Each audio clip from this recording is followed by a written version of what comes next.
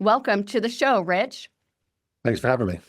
3 decades of, well, probably not three. Well, it probably could be 3 decades of fighting ad fraud. I mean, like back to the very beginning, right? I probably spent really focusing on more than 20 plus years, Yeah. 25 years. So I have more than 3 decades of developing digital marketing businesses and Yeah. digital assets and stuff like that. I think the internet was given to us or made publicly available September 1st of 1991. There you I built go. the first company in 93. Yeah. Well, congratulations on all that. You've been incredibly successful and really a thought leader when it comes to ad fraud. And I don't think enough CEOs and marketers, anyone in marketing, quite frankly, are really thinking through the impact that this can make on every dollar that they spend. So we're going to break that all down for all of you today. Paint the picture, Rich. How big is the problem of ad fraud? Well, let's look at last year. Last year, from best estimates I can see, as a global society, we spent over $700 billion in digital marketing. By our conservative estimates, we estimated somewhere around $140 billion was stolen by ad fraud. Oh my gosh, that's a huge percentage. That's like 22%, I think, Yeah, 23%. I mean, that is massive. I mean, you could never, if you compare digital to other media types, the fraud it's not even comparable. Right. And well, yes and no, right? Hmm. Because the internet is so trackable. Yeah. So let's look at TV, right? Yep. Let's go back a few years on TV. So TV, you would buy a TV audience and they would tell you, okay, we have, a million visitors watching or a million subscribers watching this. But how many zip through commercials? How many walk away from their TVs? Like you really can't count that. It's not like they're faking it, right? Yeah. But they're overestimating how many people are being exposed. Or like I used to love using USA Today newspapers. A lot of people may not be familiar with newspapers anymore, but every time you stayed in a hotel, you'd open up your door and right at your foot would be USA Today. Yeah. Now, most people who are on vacation take it, toss it inside, and go have breakfast. Yeah. But they counted that as a reader, Yeah. So it was It's just always, the problem has always been there. yeah, but I it's been different. Like has that been is That's different from someone strategically positioning themselves as taking your money and not delivering what you say you're going to deliver. I mean, the yeah, digital it's marketing is just so infiltrated with that. And I will say, I think the Nielsen's of the world have gone to great lengths to try to monitor more strongly. And there have been some major corrections with TV over the last 8 years regarding what really is an actual number. And quite frankly, some decrease in cost along the way because the audiences just were not as big as they thought they were or as they were reporting they were. yeah. Nonetheless, I think digital is, the big Goliath of advertising approaches today. And that's the area I think where most people should be concerned. Yes, because there's people that are knowingly stealing the money, Yeah. as opposed to just a miscalculation in true audience. Well, let's face facts. It's criminal activity. Yeah. It just is. Oh yeah. What are some of the most prominent blind spots that CMOs should be aware of today? Well, it's literally if you're paying for advertising, there's a way in every channel, whether it's search, social, connected TV, programmatic, affiliate marketing, there's a way to get paid. I'll use affiliate marketing because it's probably the easiest example to understand. Mhm. So in other words, a company decides to set up an affiliate marketing program. They invite people in. They say, hey, I'm going to pay you every time you drive a visitor to my site, or every time you drive somebody who fills out a form or subscribes to a newsletter. I'm going to pay you a certain amount of money for that. And legitimate people start doing that and end up, making some money. And then they realize, wow, there's two schools of thought. One, if it's the actual fraudster, they're like, I can manipulate this using automated software, also known as bots.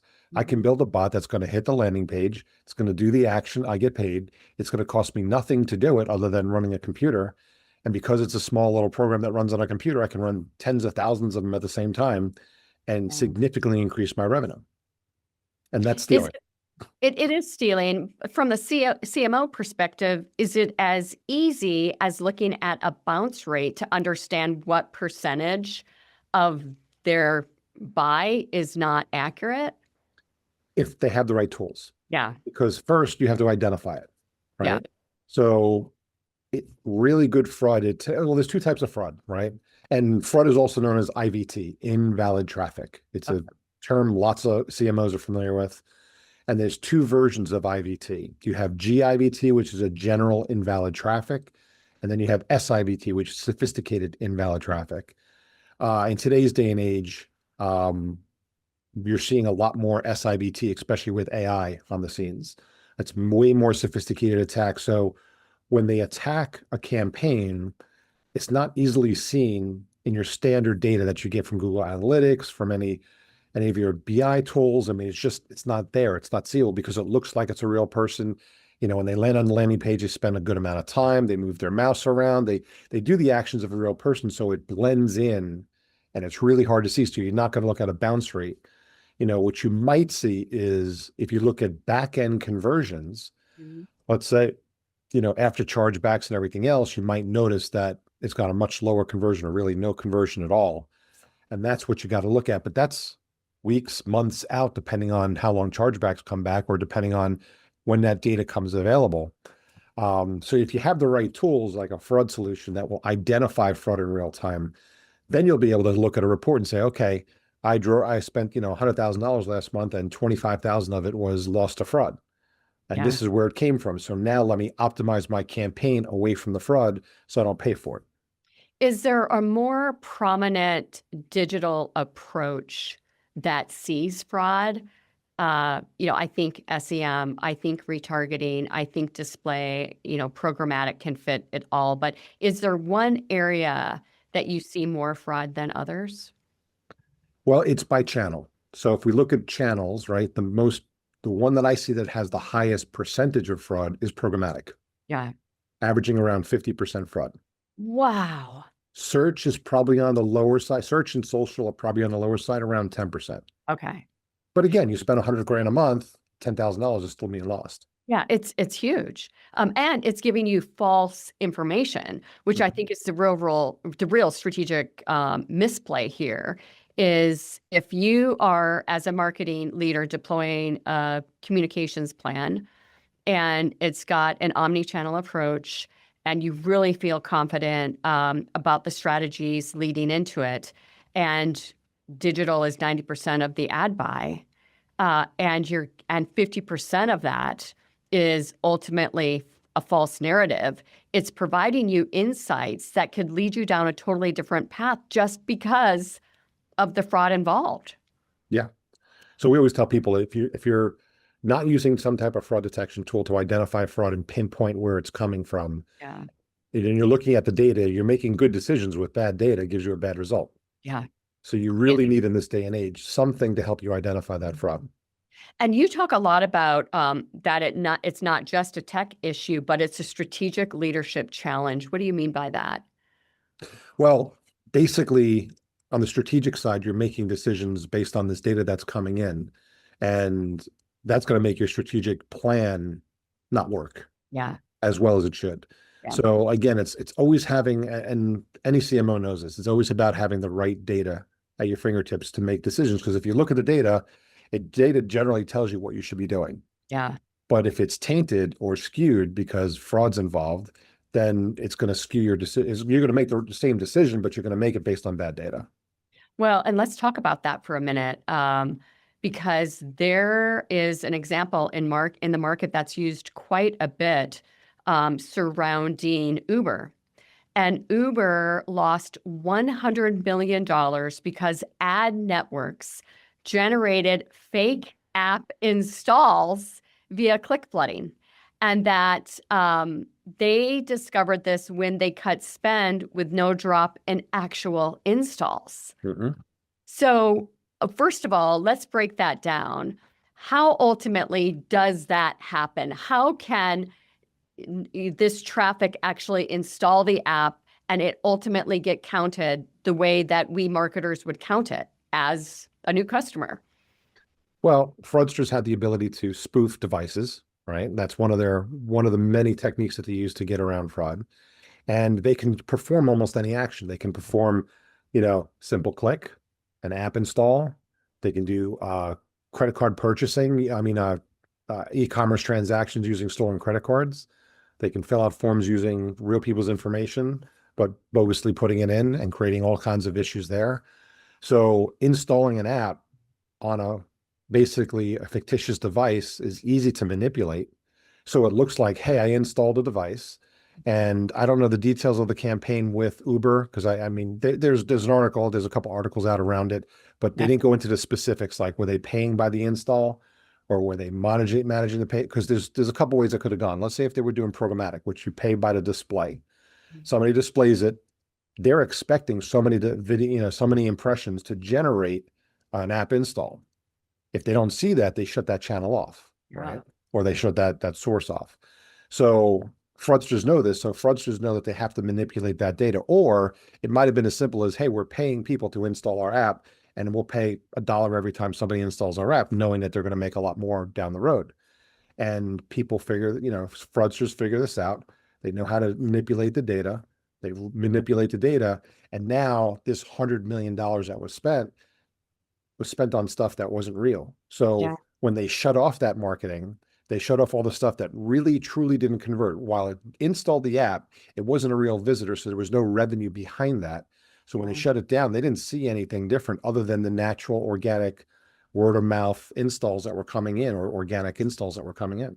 Yeah, well, kudos to them for figuring it out, quite frankly. What is the trade desk doing to ensure that the ad opportunities that they're delivering off their network are truly more viable? Well, here's the thing. And I don't know the total inner workings of Trade Desk. They're a huge company, publicly traded. But most DSPs, they're a DSP. So most DSPs, what we find is that they're using a fraud solution on the pre-bid model, right? So what happens is when a visitor lands on a landing page where an ad unit's going to show, it pings the RTB network. The RTB network pings all the DSPs that are involved in that network. Trade Desk is one of them, and says, hey, I've got a visitor on the site. Here's the information I have about the person. Do you want to bid for this position? They say yes. It runs through the system. What most DSPs have done, like the Trade Desk, they'll hire a fraud detection company when that request comes in to look at the IP address and say, is this a good IP address or a bad IP address? The problem with that is it's only looking at general invalid traffic. It's not looking at sophisticated attacks, because you're just getting an IP address. There's limited data that you can get from that. You can look at basically data center attacks, known IPs that are used for the sole purpose of fraud, but that's about it. So what that will do is catch about 1 to 3% of the fraud. The Trade Desk thinks, okay, this is a good ad, and then sells it to the client, goes all the way through, and then they if they win the auction, they sell the impression. However, what they don't do is they do not do, as far as I know, like I said, maybe things have changed in the last couple months, but as far as I know, they don't do any sophisticated invalid traffic detection. Wow. And they can't, based on how the model is built. So that really, when we have clients on our side that are buying through the Trade Desk or through any DSP, they use our technology. They're able to embed it in their campaign and see the actual SIVT attack after the fact. So they can use that data to manage the campaign. Yeah. Is there a certain industry or client, brand size that is impacted more by this? I mean, with Uber, they specifically went after Uber. And why? Uber's got deep pockets. Yeah, exactly. Like you said, they spent $100 million, right? That's deep pockets. What I find is that fraudsters go after everybody because they go after them in aggregate. So they may target a channel, or they may target individual brands, but a lot of times they'll target channels. So we find clients that are really small that are being affected, and nobody's immune. So like I said, when we see 140 billion out of over 700 billion being spent and stolen, it's not a question of if you have a fraud problem. It's a question of how much fraud are you dealing with. Yeah, I agree. And that comes down to the channel you buy from. Yeah. So money is one thing. And by the way, it's a very, very important component of this, but I also believe that brand trust is another big issue here. And can you share with us how fraud impacts brand trust beyond just wasted ad spend? There's a lot of different ways depending on the channel, but let's pick a large insurance company, right? So a large insurance company, what is their goal? Their goal is to get somebody on the phone to save money on their car insurance, right? Give us 15 minutes, we'll save you money on car insurance, right? And it doesn't matter. It's across the board. So they build a campaign to drive people to their website to fill out a form that says, I am interested in saving money on my car insurance. And they take that and then they sell it down to the actual agent, the person that's going to pick up the phone and make that phone call. So fraudsters know this, and they know that their campaign is being judged by how many forms get filled out. So let's say they decided to take Lori's information. Your information is easily found on the web.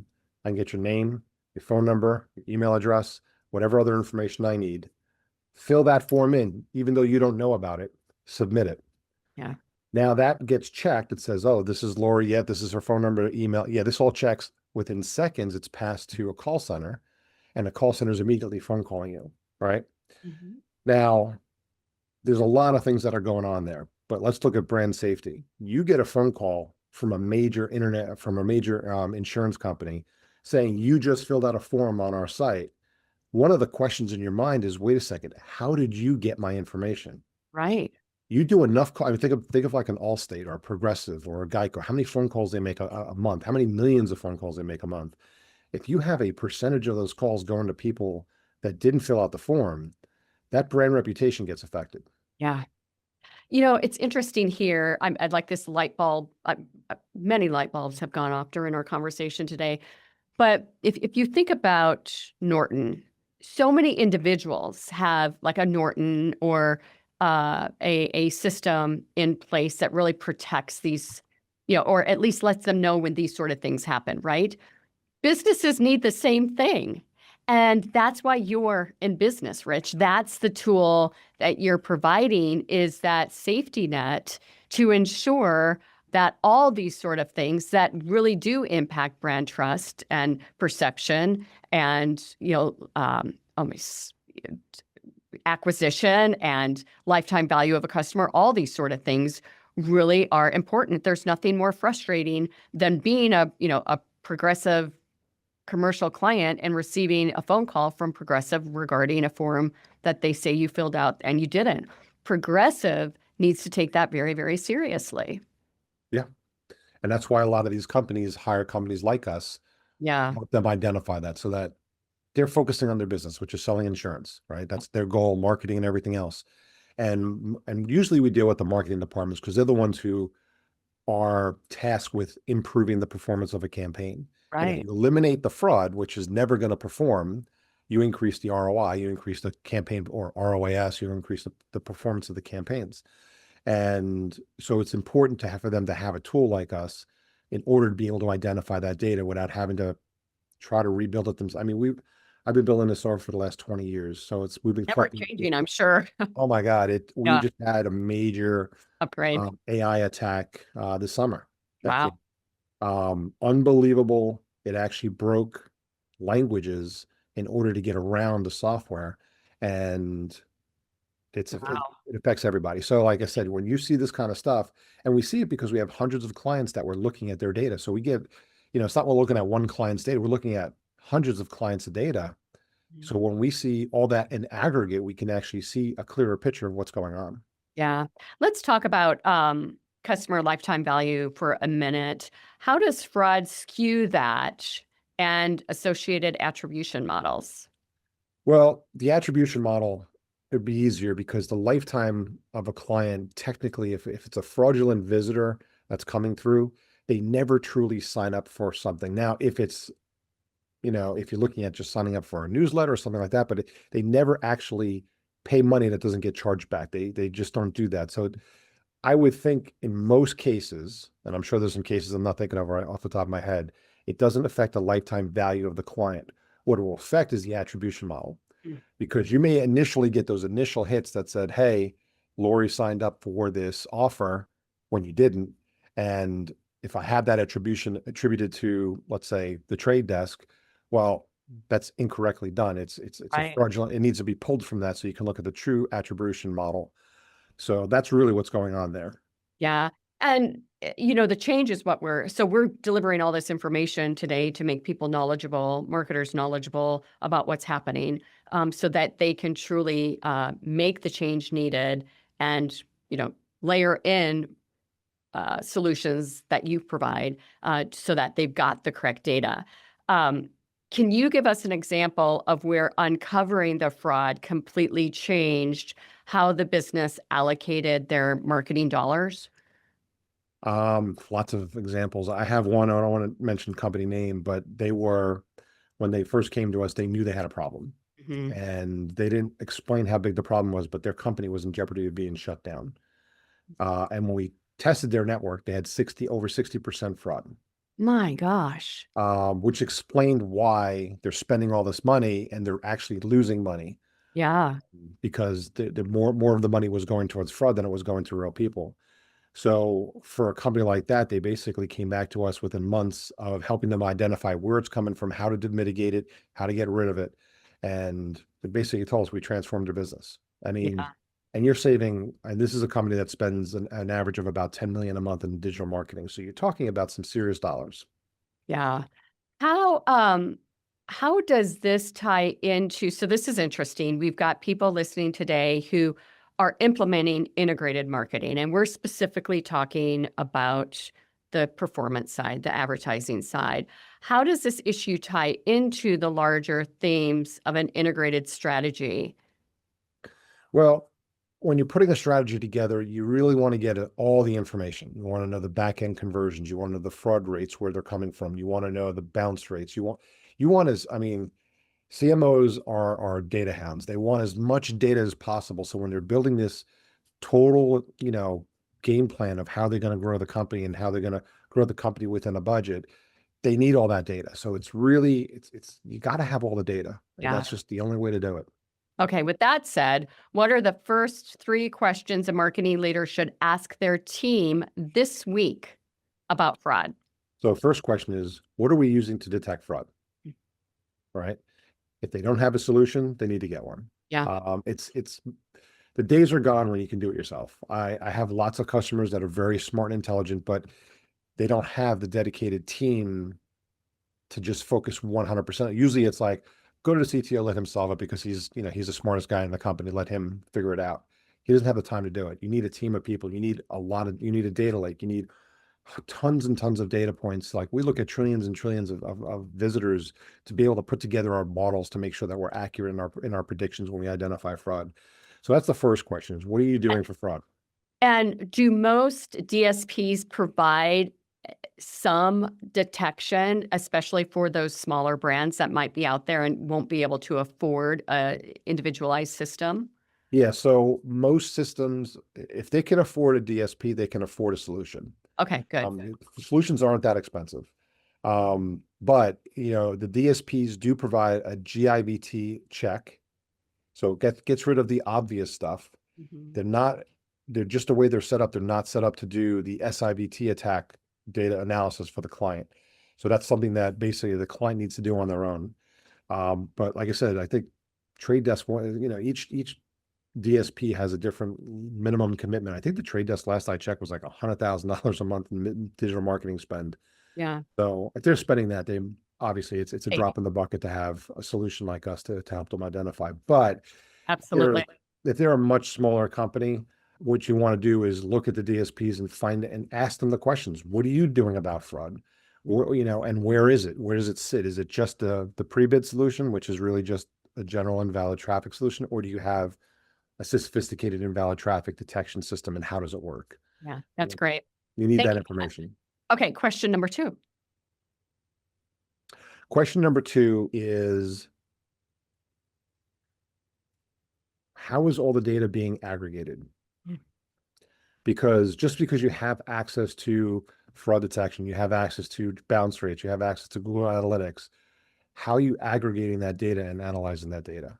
Mm. Because I've seen it where people have good tools, and one team's over here, another team's over here, another, yeah, and no, the teams don't talk to each other. Yeah, Data doesn't exactly. connect, and you want to know how that data connects. It's almost like they need, like marketing teams need business continuity training as well. You know what I mean? It's like we are working in silos all too often, and that continuity is what's needed, and could probably collectively isolate these sort of things and find them more quickly. Yep. Okay, and finally, question 3. So depending on all those questions, my third question is, what percentage of our traffic is fraud? Hmm. Because that isn't, in my opinion, based on the stuff that I've been doing for decades, is an easy place to improve. So like, let's say if you have 10%, well, you know that you can, 10% fraud, and you know you can improve your campaign performance minimum by 10%. Yeah. You can easily eliminate that without, without killing yourselves, without breaking the bank. So that's the question. That's the other question you want to identify is, assuming that they're using something, what percentage of fraud is coming up on the system? And let's focus on eliminating that this quarter, this year, Yeah. whatever.